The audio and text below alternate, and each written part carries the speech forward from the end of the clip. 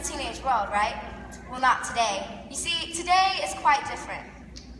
Today, you get to look inside the minds of a teenage world, and set the thoughts and minds of a typical teenager. There's a big party tonight. Everyone's invited. It's a big end of the year, let's celebrate all we've accomplished kind of party. Since this isn't the typical day, everyone will be there. The jocks, the nerds, the rich kids, and the self-titled rejects. You see, the party's being hosted by this guy, Jack Riley. He's your all-typical American guy. Plays sports, has good grades, comes from a great family, and always has his friends around him. You know the type. Put one of them right here and then just put the other one over, I guess. Mom, is the pizza almost there? People should get here any minute now. Almost, Jack. When they get here, just send them down, all right? Will do. Bro, Jack, I can't believe this is the last biggest party for summer. Everyone's gonna be here. Man, it's been so fun. I can't wait to get out there for it. Yeah, I don't think anybody wants to see that. As you can see, these are just normal quick kids. The question is, how normal is anyone? You see someone, make judgments about them, but do you really know them? Man, I can't believe I have to have this party tonight. No one even really cares about coming, but my dad thinks we all need to have a night to hang out and talk about all the great things we've done this year. What great things? I don't even talk to most of the people at my school. They sure don't talk to me. They think because my dad works at the school that I'll go tell him everything. Not that he listen anyways. Only thing he cares about is basketball. No, I really don't even like to play basketball anymore. I really gotten interested in writing. I can't tell him that though. He just laughs and tell me to go shoot some more hoops. No one at my school even really knows me. Not even my friends. All they care about is basketball too. Well, basketball and girls. That's why I like to write, because in my writing I can be me and I don't have to pretend. You see, some things just aren't always what they seem. Hey, you're here. I thought you said you wasn't going to make it. Well, I didn't think I was. My mom said it was grounded and didn't do anything this weekend, but Miss Riley had called my parents and asked her to bring some drinks, and of course, she couldn't say no, so I guess I got to come with them. Oh, I'm so glad. I brought my cousin. She's just out of town. I want you to meet her. You brought your cousin, the one who's so pretty. Why did you bring her? Well, I mean, I didn't want to be all alone. What do you mean alone? Everybody's going to be here tonight. You know what I mean. You'll like her. Come here, Betsy. Whoops, sorry. That always happens when I get nervous. 24/7, 365 days a year, I'm nervous. So you can imagine this happens a lot. Imagine if your friend was taking you somewhere amazing, somewhere you've always wanted to go, but you have to decline and make up some lame excuse because what will happen if you start to hiccup? Yeah, I mean, I know it sounds completely stupid to be afraid of one little hiccup, but I live my life like this, and why do I let myself get so freaked out? If somebody doesn't like me, or if I mess up doing something, what does it really matter? Okay, I can do this. Betsy.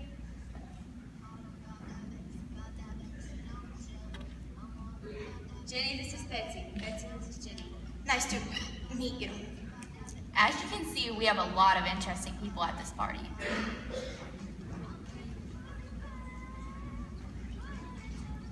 I can't wait to be back at the pool again. It's going to be a great summer before high school starts. I know, right?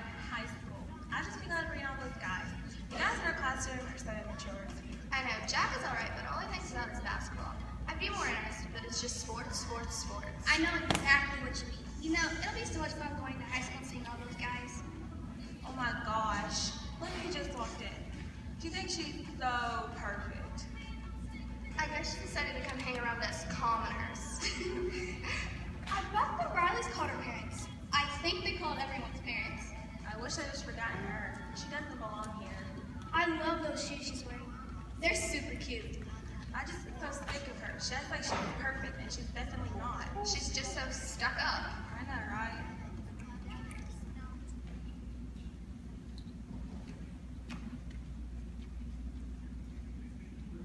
Did I do something wrong? Why are they looking at me? It's probably these stupid shoes.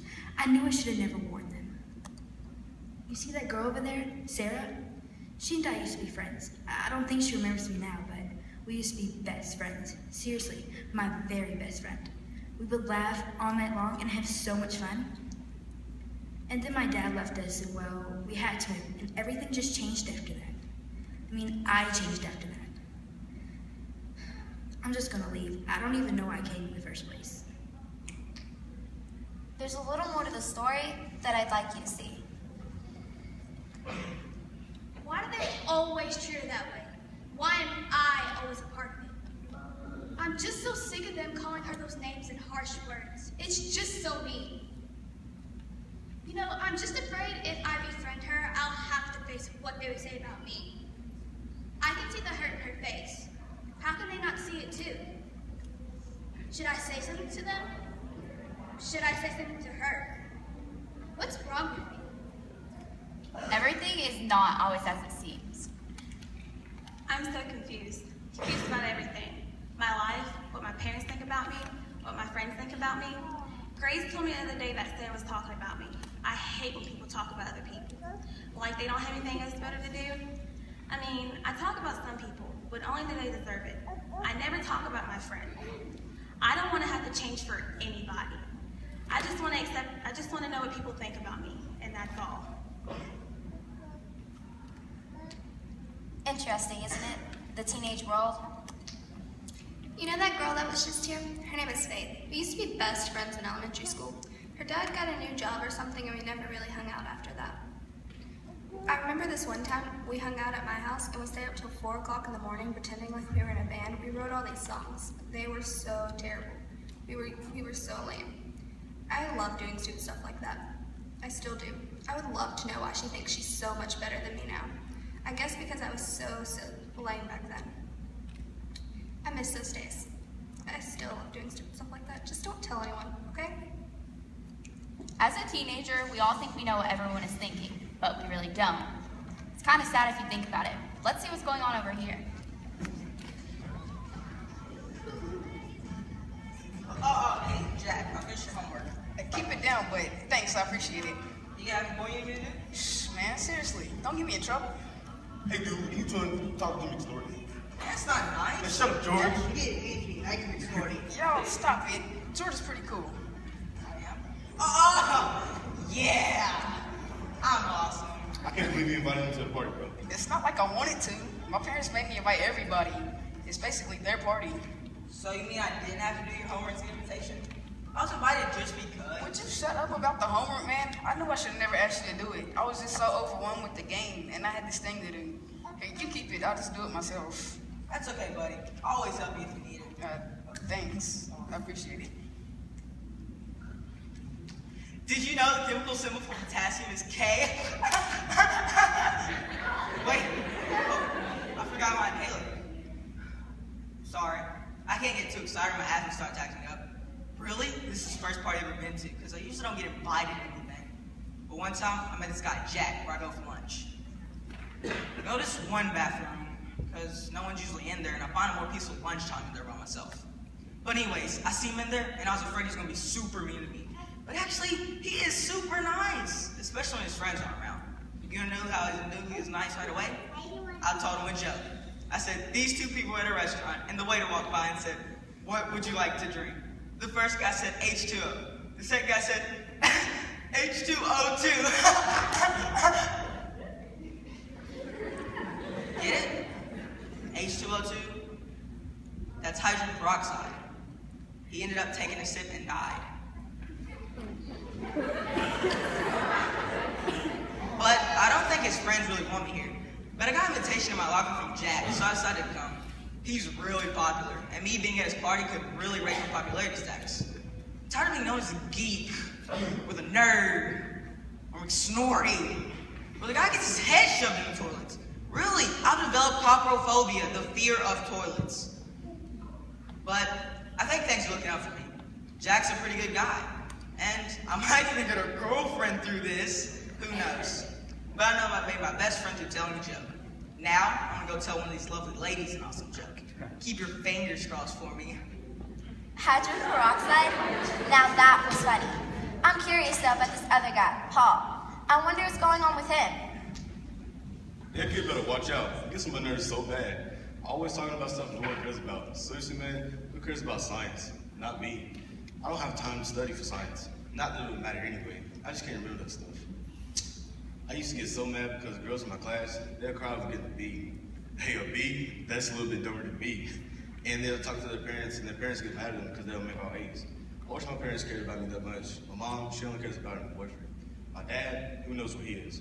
I just can't wait till I get to high school next year. Well, and play football, well, nobody probably care anyway. Being a teen is tougher than it looks.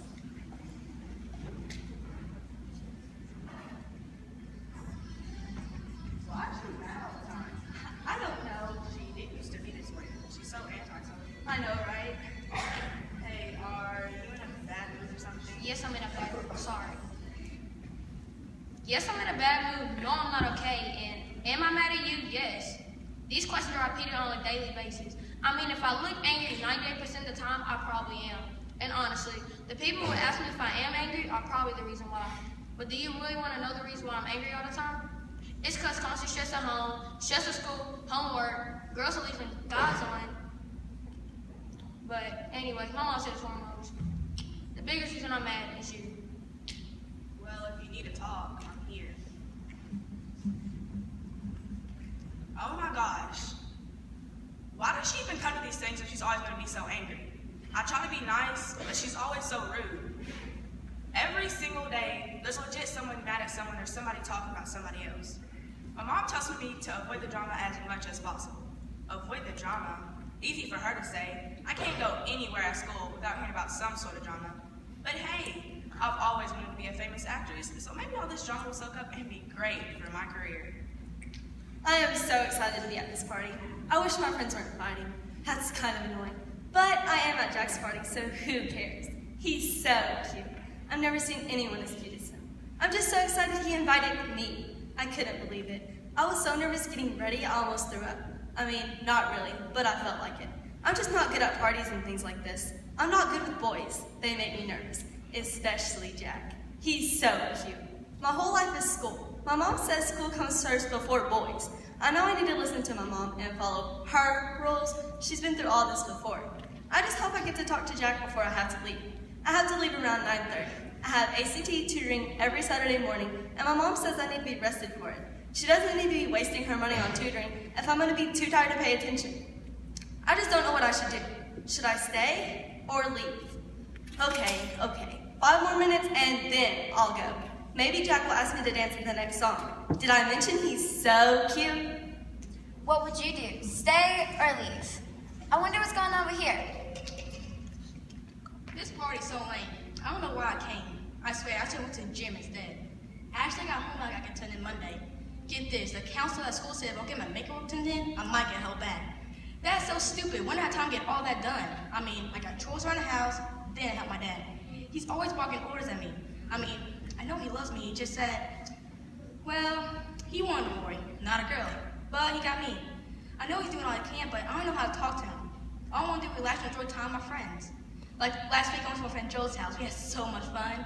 Played basketball, relaxed, and then watched Maze Runner. I fell asleep. My dad freaked out. He thought I ran away. I don't know why I do these things. He kept yelling at me. It's not like I'm running away or anything. I know I got so grateful for my dad and all, but he gets so mad easily. I don't mean to be bad. Why can't you just understand that? It's tough being a teenager these days. There's always more going on the inside than what we see on the outside.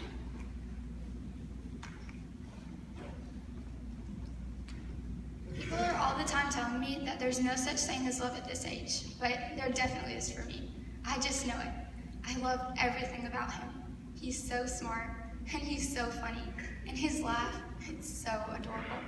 Sometimes when we're together, it feels like we're the last 2 people on earth, and no one else even matters. Well, I know he might not be the cutest guy, but he's just so different. Yeah, I think that's what it is. He's so different, and that doesn't even bother him. I feel like everyone's always trying to fit in and be just like everyone else. It's exhausting sometimes. But he's over there doing his own thing and being his own person. I like that about him, and I have a lot of respect for him. You know, I actually wish I could totally be myself and not care what anyone else thinks, just like him. Well, now that I think about it, maybe it's not that I'm in love with him. Maybe it's just that I like who he is. No, it's definitely love.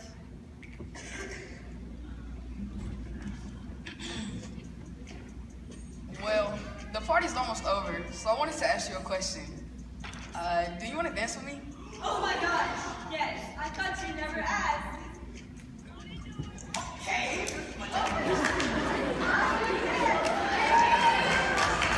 Well, I'll hand it to her. I thought he never asked her either. about it, but I guess opposites do attract. Yeah, I hope so. Maybe it'll work with me and the guy I like, but who knows? Hey, look at me and Jack. If we'd have never met, we wouldn't have found out how totally awesome I am. You know, I've always thought you're kind of cool. Really? Maybe that's something they all have in common. If they just opened up to someone new, they might start to realize it doesn't matter if you're a jock, nerd, popular, or not. Everyone wants to feel accepted. Wait, you could hear us? We've heard you this whole time, and what's the use now for your picture? Guys, it's time to get ready to leave. Well, it's been fun. Yeah. Hey, Mom, can you come get me? At first it wasn't fun. We're all so separate, so different. But then he asked me to dance. Which made me realize. We're all different. That isn't bad. That doesn't mean we still can't be friends. Being different isn't what sets us apart from others. I'm glad, Kate. You can pick me up now. But I'm sure this won't be my last party. Sin. Sorry I'm late.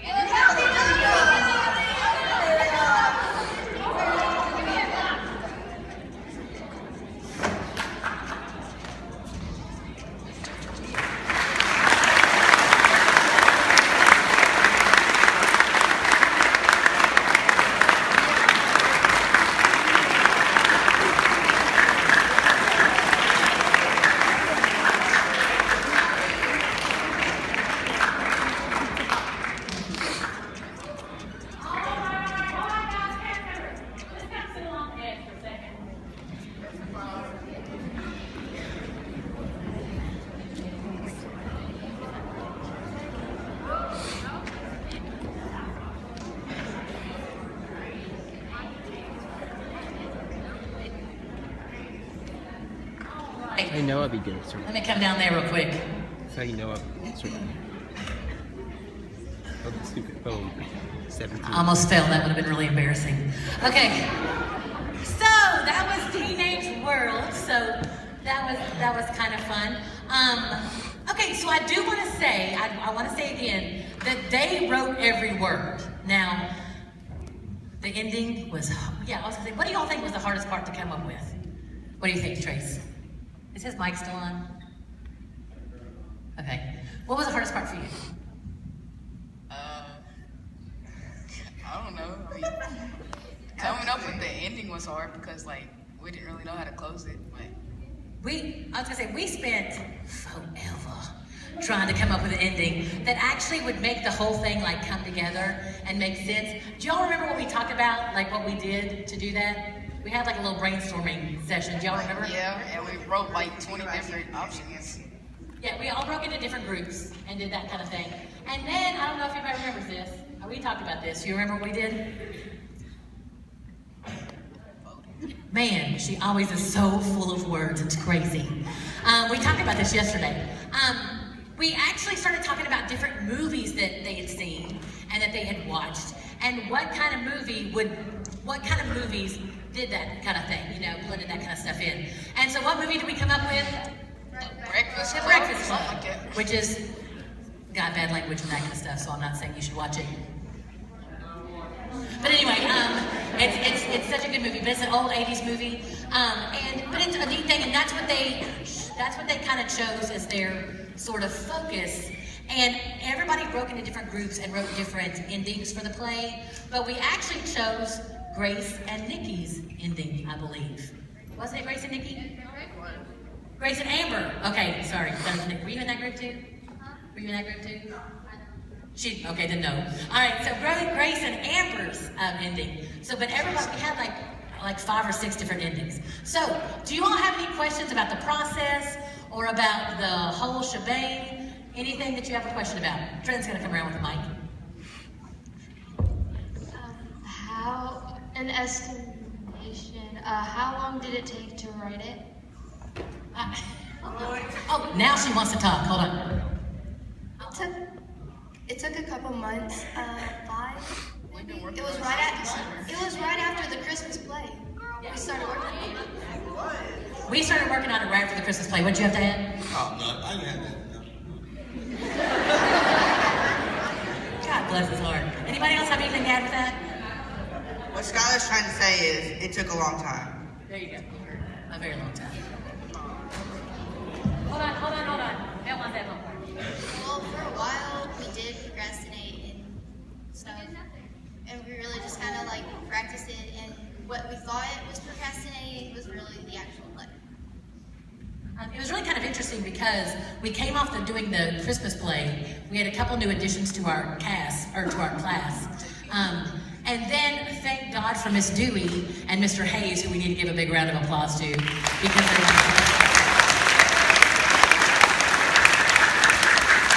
we were actually supposed to do this play on like March 27th or something like that. And Miss Dewey came to class one day and she said, you know, we could postpone it till May. And I was like, in heaven, because I was like a drill sergeant. Like I'd gotten really, really grumpy because things were not coming together, and I was just like in every class every day. Don't nod your heads, but I really was. So it gave us a little bit of a break, so we could kind of take a break, work more on like characters, and did a little bit of improv in between, and had a little bit of a break, and then came back to focus on this. All right, any other questions? You got a question? Whose idea was it? The whole thing. The whole idea? I'm gonna let Grace talk about that a little bit. I was gonna say, yeah, hold on, let Taylor share something real quick. Okay. I didn't choose to do this, I chose Stalker. What she said was she didn't choose to do this, she chose The stalker. Walk of shame. She chose Stalker. Because what we did was I don't know if anybody wants to talk about this, raise your hand. We had a basic brainstorming session in class where we just said, what would be interesting to talk about? And someone said, like being a stalker, like being stalked by somebody. So they all wrote monologues based on like being a stalker or someone stalking them. So that almost became like Stalker World. So that would have been creepy. But then we kept coming back to all of these issues. They wanted to talk about bullying. They wanted to talk about being not having like a parent around that. And so everything sort of seemed to kind of come under the umbrella of teenage issues, and we didn't want to call it teenage issues. So what was the original title? Do you remember? The Life of a I think Teenager. it was Young, Wild, Young, Wild, and Free. And I said, no, we're not doing that. So it was not going to happen and be Young, Wild, and Free. So anybody else have anything to add about that? How we came up with that? Okay, but that's pretty much how. Another question. I actually got 3 questions. Just give us one. Okay. Is there actually pizza in the box?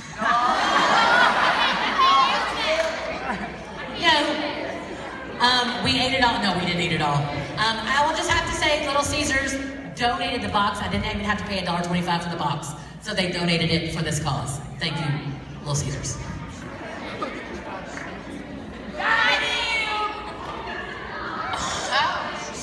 Here's another question. I have to say that in the 7 years that I've been here, this is my favorite student play. It was just really honest, and I remember back to my middle school and high school years and some of the insecurities that, we all have. It was just really honest. So I guess some of my questions is that how did you choose the characters, and was it hard to really be honest about some of these insecurities that we all have? Well, we wrote a monologue kind of like that could relate to us, and then we just auditioned for the part that we wanted. So it wasn't too hard. We just wrote a monologue, and then if you liked it, then you could audition for it. Yeah, Bill's gonna say something. We had audition just for random parts though, and then we all got together in a class, in a quiet class, and then we wrote down who we thought would be the best person for that role, and we left ourselves out of it. And then Ms. Marlowe had posted the cast list, and that's just pretty much how we got our parts. I want to say something else. Well, Julie wants to add something, and I want to say something too if she doesn't get it. Miss Marlowe also made us write a monologue the opposite of each other. So it kind of turned out better. Yeah. I'm glad you mentioned that because that's what I love that when Miss Chedester said that it was really real. Because honestly, what was so funny for me, it wasn't until I was sitting at the back just today, I've heard this 8,540 million times, that I realized that Trace actually has a parent who works in our school. And that monologue could have been very true to him. He didn't write that monologue. That wasn't the one that Trace wrote. But what we did was we had everybody write a monologue. They had to watch they looked at a picture. They had like 3 pictures, I said 3. 2 or 3 pictures to choose from, and they had to write a monologue based on how that made them feel. Then they had to write, when we kind of came up with Teenage World and like the personalities and trying to represent all of like the classes that we see, like the population that we see in a middle school. Like Julie said, they wrote one from their own perspective, but then to kind of think outside the box and get outside of things, I had them write one like someone else. Like think about someone that they're polar opposite of, that they're nothing alike, and write one like that. And I will tell you, oddly enough, and I don't know if I've shared this with them, that's where the best monologues came from. Because when we start thinking in someone else's shoes and thinking about what they are experiencing, oftentimes we can be more truthful with ourselves than honestly we are with ourselves, because we can see what it is. And I'm going to point out this one specifically. The one person who I know did their monologue was Joseph. And Joseph wrote this as a perspective of somebody else. And it is the most like caricature, untruthful like role, because really I don't see anybody who walks around like that at Bate. But we all know that character, we all know that type, and we also know the incredibly smart people who struggle with feeling smart because they can't help that they're smart, and they're sort of like an outcast sometimes because they think outside the box or that. And I wanted to incorporate that kind of personality too. And all of them kept saying, we need that character, we need that character. And yes, Joseph is a caricature of a character, but it's only because we all recognize that. We've seen it in movies and TV shows, so it was important to also bring that to it. But anyway, I'm glad you remembered that. All right, another question. We're gonna have a couple more. Brennan, the mic. My question is, who taught Joseph to dance? Himself. I'm surprised you're asking about Joseph's and not Trace's. I teased him all the time about that dance. Who taught Joseph to dance? Well, you see, it all started in 5th period forensics when I met this guy named Charlie Hall. And he would teach me how to dance. So yeah, you can thank him for that. Where'd you learn to dance, Charlie? Excellent. Okay, right here. When everyone froze, was that like, okay, I don't know how to say this. When people came up to the microphone and everyone in the back froze and they said something, was that like them just thinking, or? Pretty much. It wasn't thinking. It was like you were trapped in time. Broke the 4th wall. The narrator was protecting the whole thing. The narrator was protecting the whole thing, and so when they snapped, you actually got to see what they were thinking inside. And when they unsnapped, they went back to their positions and pretended like nothing was ever there. So you guys got to hear what nobody else got to hear. Let me explain this really quick too, because guess what? I was supposed to explain that before, and I forgot. I think it was Skylar's fault. I'm just joking, it wasn't. I'm totally joking, it wasn't. It was me. But what it was, if you heard in the beginning, when they were first talking, they were like, it looks like a typical day, but it's not a typical day. And they snapped their fingers, and everybody froze. And then it was like, we're gonna look about what it's like to really look into inside the teenage world. So yeah, that's kind of what it was. That's when they froze, is so that you got to see, because how many times because I loved the moment with Julie's monologue, and Amaya and Rihanna and Haley, because they're all 3. She walks into the party and they all 3 start talking. Oh, she thinks she's so great. She thinks she's so this. She thinks she's so wonderful. And I don't know if you remember, but Rihanna said, but she's got cute shoes. And then Julie comes up and we see inside her thoughts, like we don't get to see everybody's. And Julie's first thing was, I shouldn't have worn these stupid shoes. Do you see them all looking at me, talking about me? Oh my gosh, it feels so awkward. And it's really so interesting because so many times that happens. The very things that we think people are judging us about are the things that they actually like, or they think that we think we're better than someone ourselves. That's what they thought about Julie. She thinks she's so perfect and came to hang out with these commoners. And Julie's character was feeling so insecure and so uncomfortable. And that's how it is with you guys. I see that all the time. You judge somebody before you get to know them. You used to be friends in elementary school, but you fight and you let that kind of stuff. And I loved Rihanna's character. Because Rihanna's character was the one that said, should I say something? Should I not? Should I try to be your friend? I don't know. And she actually made the choice just to not, just to be like, no. Because that's what most of us do. We tend to just remove ourselves. But what would happen if we all were Jack Riley and asked the girl with the cute little pigtails to dance? The world would be a better place. How fantastic. All right. Okay. I saw a question. Yes. Hey.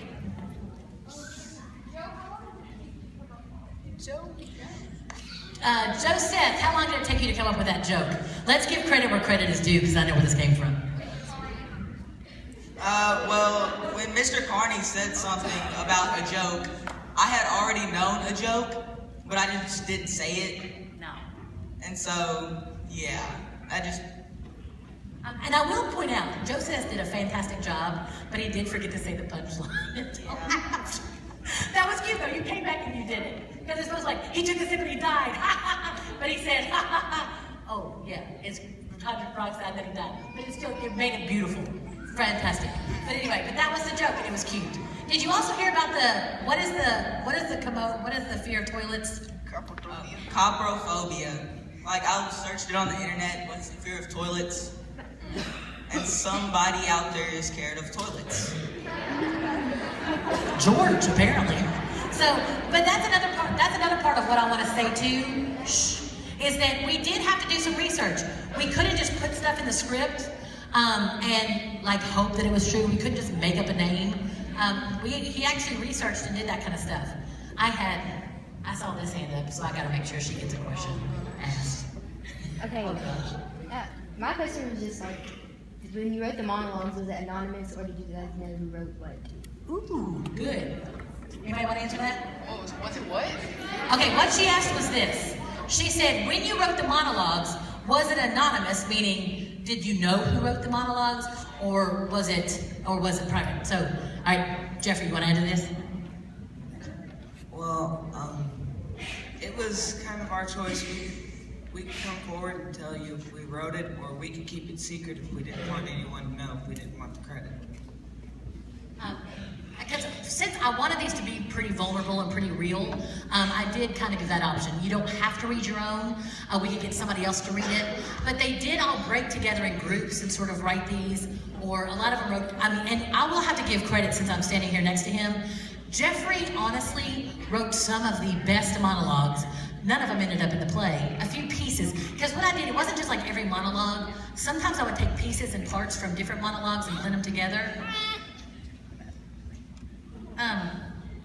Yeah, okay. I would take pieces and parts and blend them together and to make one big monologue. So some of them were just combined because there was a couple that had the same sort of thought. So we would do that. But Jeffrey wrote some of the best monologues during the process with the pictures and the stalker theme and we had a couple of different make a funny one or a humor, a serious one. But the themes just didn't all come together, which was kind of a shame. Anybody else? But that was a great question. What? You have one? Okay. What was the most funny part about making this play? Because I feel like it's Miss Marlowe's class and there's going to be a lot of funny stories. No, Miss Marlowe's not during this class. We're getting ready to have some fun. The next few weeks are going to be fun because we're done. But any funny stories other than Trace's dancing? I'm joking. Okay. Any funny stories? Something was funny, but she just didn't want to share the story. Right? Me and Nikki's dancing. Nikki and Haley's dancing is always funny too. I will tell you, they got a lot freer in class, and that was always great because they would dance. Did James do the over the head dance today? That was my favorite part. Okay, so here's a funny story. So yesterday we were were practicing after school, and me and Kinsey, we were looking at the lights, and she said, if you cross your eyes and look at the lights, they look like stars. She said a funny story. I'm just joking. No, I'm just joking. All right. Okay, no. Brennan.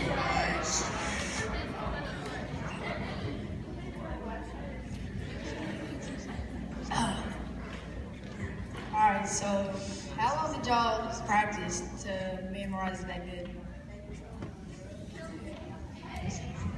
How long did you practice and memorize? Let's be very truthful about this, Mr. James.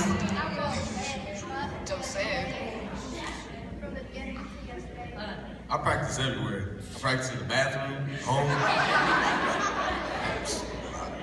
Before I went to sleep, Miss Muller's class, I practiced. And I will tell you this, even a few minutes ago, right before we started the show, everybody was sitting on the stage, like hanging out while y'all were sitting down. And I walk out there and James was like, oh man, and the homework, and they get A's, and they get B's, that kind of stuff. I mean, like he was still practicing out there. They really did, are we ready? So Seth didn't start practicing until last Monday. Okay, here's what's gonna happen. The buses are here. Okay. Whoa, nobody's talking yet, hold up. Shh. Okay, now here's what's gonna happen. You're going to go back to your first period class. Go directly there. God bless. Okay, Miss Vest for watching my first period class. Y'all better be better. Okay, go to first period class, and they will call you and tell you when to go to your second period class or wherever we're at. Hold on. 8th graders, 7th graders, you remain sitting. 6th graders, we're gonna do this, and Trenton will release you and tell you when to go. No, I'm sorry, just joking. 6th graders, go ahead and go. Right back to Miss Dewey.